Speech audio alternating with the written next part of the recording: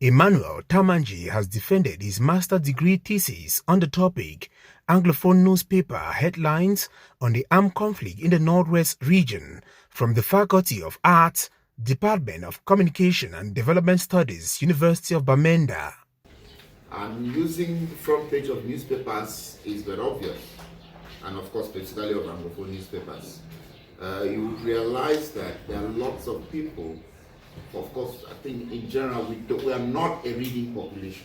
Facing a well-constituted panel of jury, the one-time president of the Faculty of Arts defended on Saturday, November 11, 2023, with confidence on his topic. The headlines are what keep readers to get into the story.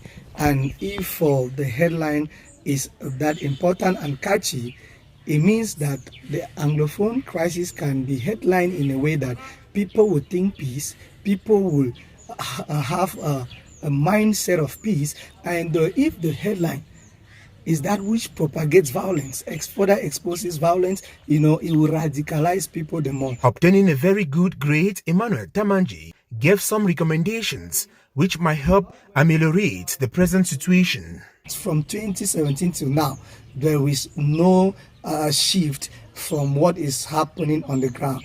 Also, for the National Communication Council to know the challenges that newspapers, Anglophone newspapers, they face, they should brave the odds and bridge the gap that separates them from the non-state armed groups, because the non-state armed group has already been established as a fact that they are there. So it's now for the newspapers, for the reporters, the publishers to penetrate into their ranks, get their own side of the story, and government should not penalize the reporters in case where they report from amber or non-state armed group side of the story. Earlier on, PUK Lorata from the same department with observation on the campus of the University of Bamenda wrote on the topic inclusive physical facilities and academic performance of students with disabilities in the University of Bamenda. Students with disability face enormous challenges in the University of Bamenda, and one of it is physical facilities.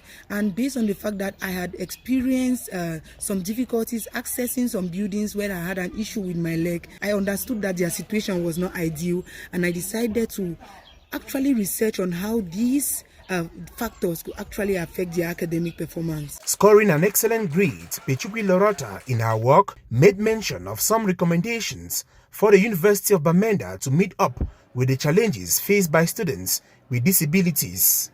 Based on the fact that the university has been doing a lot to ensure that inclusion is really at its peak, like if you go up now to the newly constructed buildings, you will see that there are so many ramps and other facilities that ensure that the building is inclusive. The recommendation is for buildings that had already been built, the university can actually restructure them again, not necessarily removing those buildings or rebuilding those buildings, but actually building ramps alongside those buildings, so that these buildings can be accessible. And also, based on the learning facilities, they can provide these learning facilities and tell them where they are.